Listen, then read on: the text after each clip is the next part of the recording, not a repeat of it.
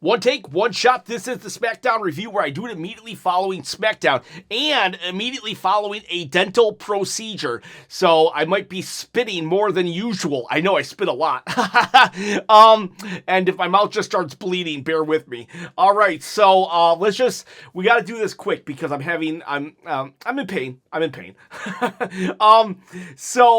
Drew McIntyre, he comes out. This was actually the best part of the night.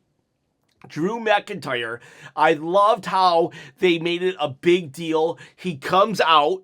He has bagpipes. I love bagpipe music. I really do. He has fireworks. He's cheering with the crowd. He starts to cut a promo, and he's like, I want to thank only myself. He's like, screw all of you. Screw you. And the fans were cheering. And then suddenly they're like, wait, what? And he's like, yeah, screw you. I'm not even joking. I'm not even trying to be a bad guy here. Where were you when I got fired? Where were you when the bloodline was, cheating to win every match? Where were you when I was in a war with CM Punk? He's like, no. I don't need anybody. I think the only person that is worth thanking, and it is me. Oh my God. Drew McIntyre is so good, man. He is so good. He looks the part. He speaks the part. He acts like a heel. He got an entire crowd of his fellow countrymen to start booing him within 2 or 3 sentences. He first soaks in the cheers, and then he flips it and gets them to boo. And then he says, oh, and by the way, Cody, I had a stipulation in there because Americans don't know how to read. Let me tell you what it said is you don't get a rematch. So, that is a proper heel champion. Absolutely loved it. That was the best part of the night. This was not a bad SmackDown. It was very wrestling heavy. So if you just really like wrestling matches and not so much story, then this will be a good episode of SmackDown for you. I really think they should have had all the competitors in the number 1 contenders match throughout the entire night kind of at odds with each other. Only Trick Williams seemed to have been woven in throughout the night, and he did a great job with that, but I really wish we would have got more of it. But that said, Randy Orton comes out and he faces off with Drew. And they're talking, whatever. And he's like, I'm gonna beat you up. I'm going to RKO you. But then Jacob Fatu comes. And Jacob Fatu, it's like, wait a second, what's Jacob doing? And Jacob just goes on the attack. He just goes right on the attack, and him and Drew, they fight to the back. And eventually we'll see Drew kind of he'll be in the back of the arena throughout the night. And oh yes, okay, I wasn't sure if my audio was on. And he will first confront Ilya Dragunov, and Ilya's like, I'm coming for that. And Drew's like, okay, whatever, man. If you get it, great, awesome. And then Drew will leave. Later, Drew will also appear with Sami Zayn, and he'll be like, Sammy, you've never beat me. You know that, right? You've never beat me. You're 11-0. And Sammy's like, I'm coming for you. That'll be your main event, Ilya Dragunov and Sami Zayn. But right here, we have Randy Orton now. He's in the ring. And once Jacob and Jacob Fatu and Drew fight through the crowd, The Miz comes up and skull-crushing finales Randy Orton. And that starts their matchup after a commercial break. Sorry, again. Oh, no, that was a bad idea. Right here, I got I don't know what happened, what they did. I got dental work yesterday or 2 days ago, and today I had to get it done, completed, and it's just a little awkward talking right now. Sorry about that. But anyways, so basically Randy Orton will beat The Miz. It was a decent TV match. You never really thought The Miz was going to win, but at least it had a little bit of a story leading into this. I like when everybody has a story, and I will say I appreciate that. It does seem like almost everybody is starting to get stories. Kit Wilson has a story. Johnny Gargano has a story about Axiom's mask. Like last week, he had the mask on and he attacked Nathan Frazier. This week, Nathan Frazier had the mask on and attacked Johnny Gargano. Johnny Gargano starting to make me, I'm starting to like him. He, at one point, Fraxium is like, hey, give us the mask back. And Johnny Gargano is like, no, I don't have the mask. She has it, gives it to his wife. And then he says, I'm going to go do married stuff. And then as he leaves, that's when Nathan Frazier appears with the mask. And he's like, wait a second, there's two of you? And then boom, attack. So I do like that even the lowest people on the card have storylines, and we need to keep that kind of energy up. Anyways, what happens after Randy and The Miz?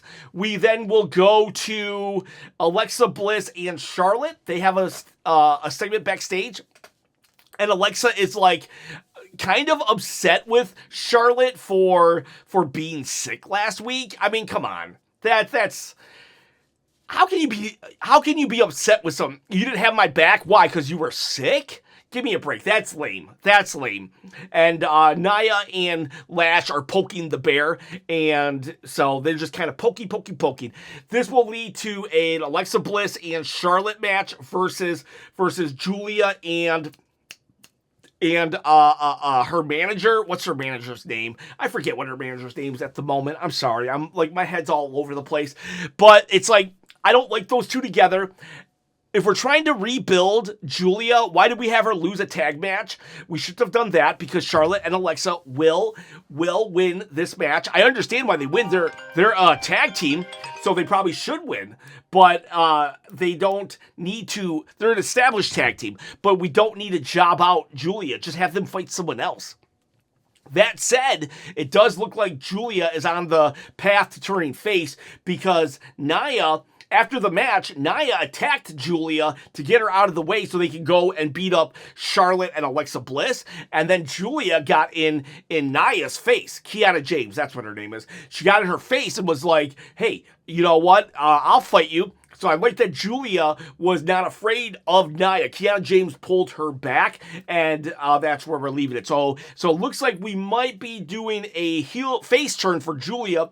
We should have had Kiana James sock, or we should have had Julia sock Kiana James in the face and just be her a single star. She doesn't need a body. She doesn't need a manager, and just have Kiana James go with Chelsea Green and have her be her press manager or something like that.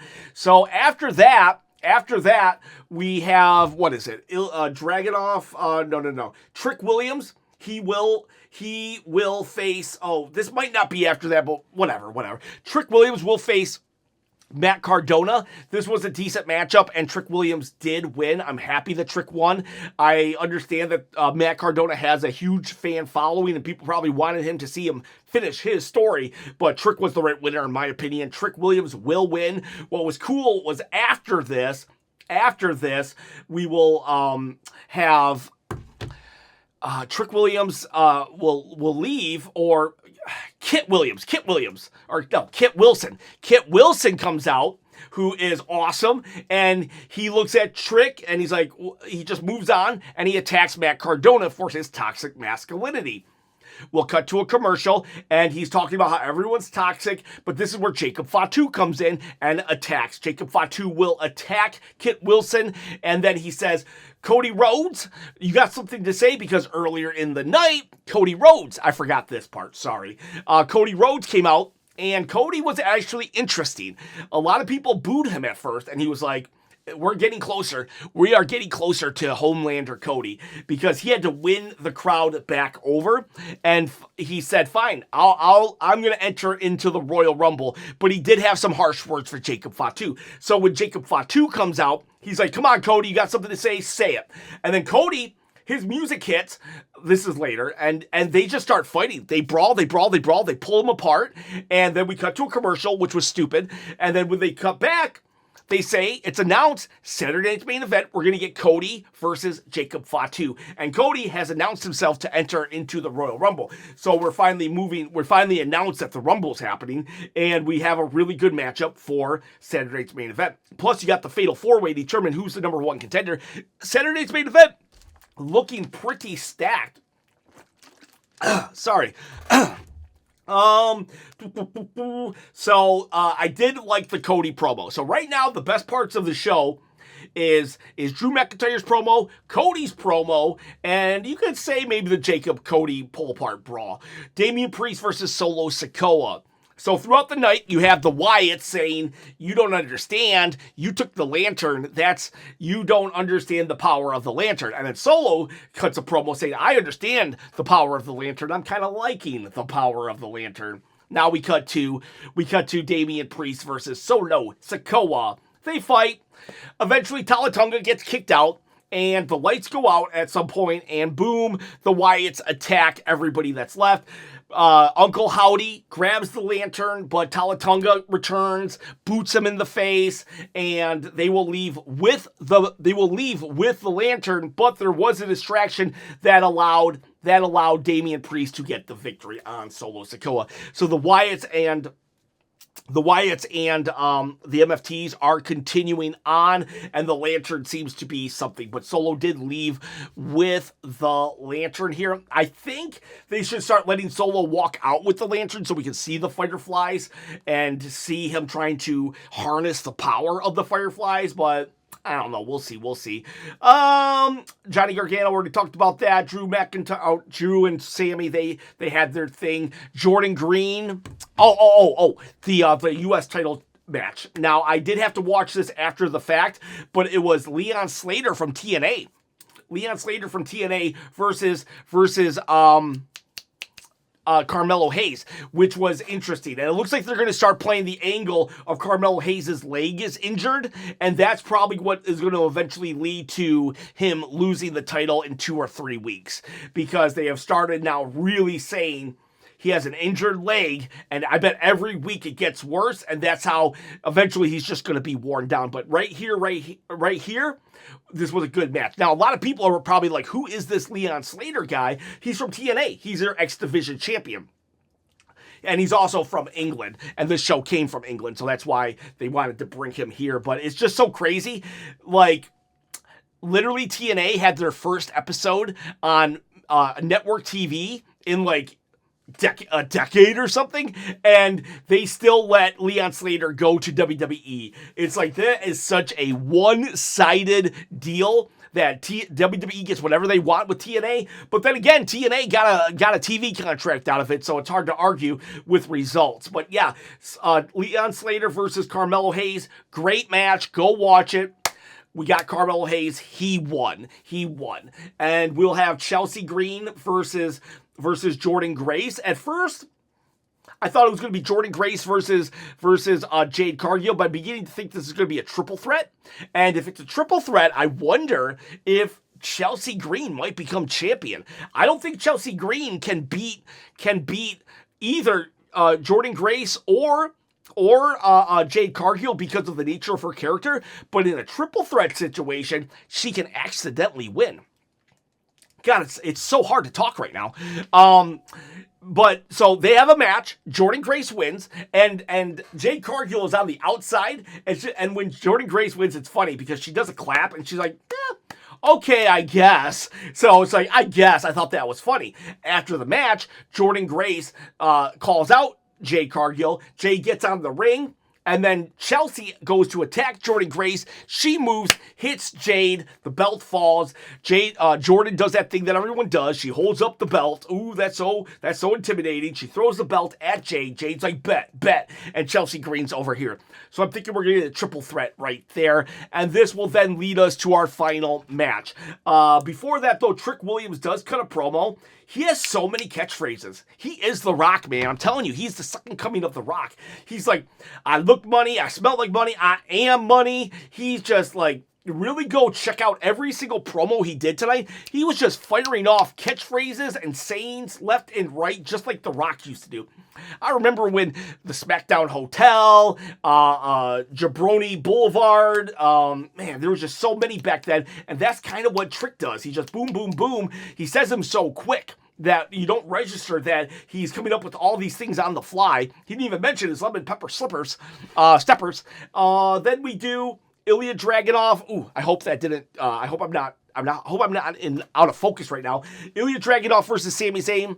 Another good match between these two. Sami Zayn did punch him and busted him open the hard way. I think his knuckle must have hit Ilya in the eye because there was real blood coming out. Sami Zayn will win this one fair and square, leading Sami to go and face Drew McIntyre. Or, well, the Fatal 4-Way, because Sami won, Damian Priest won, Trick Williams won, and Randy Orton won. So now it's a Fatal 4-Way at Saturday's main event. What I liked that happened here, though, is after Sami won, Trick attacked. And he said, like, I'm here. I'm going to be here for a long time. I'm going to be in this scene for a long time. And Trick attacked. I liked that Trick was kind of woven throughout the entire show. I liked that Drew McIntyre looked strong. I know he got attacked and stuff, but like, he's a heel. It's okay. But he looked like confident, dominant. He felt like a heel champion. I like that Cody. He's way more interesting without the belt. Like, what's he going to say now that he doesn't have the belt? It was good all around. This SmackDown, I'll give it a 7, maybe. I'll give it a 7 because probably 6. I'll give it a 6. 1, 2, 3, 4, 5, 6. A high 6, a low 7 for this SmackDown. It was decent enough. Not as good as the first two, but like, I wasn't really bored. It was still way better than Monday Night Raw. Couple of the matches, same grievance I have almost every week. Some of the matches were too long, and I wish they would just cut it out just a little and maybe devote to something else. Just one more storyline, 2 more storylines would have been much better. But overall, decent SmackDown. I'm okay with it. So that's it. I gotta go. I hope this was an okay review. I know I was a little more scatterbrained than usual, and I think that is it. All right, boys. All right, girls. Thank you very much. Shinsuke Nakamura and Tama Tonga, they had another little incident where Shinsuke looking at the U.S. title. I'm like, dude, you just lost. You don't deserve another shot at it. And Tama Tonga's like, I'm going for that title after we get the tag team title. It's like, come on, Tama Tonga, do something. Go get that U.S. title. Do something about it. I wonder if he's the guy that beats Trick, or beats the guy that beats Carmelo. I think Trick should beat Carmelo. Either way, that's it for the one take, one shot. See ya, bye. Sorry again, like the dentist thing. Sorry, bye.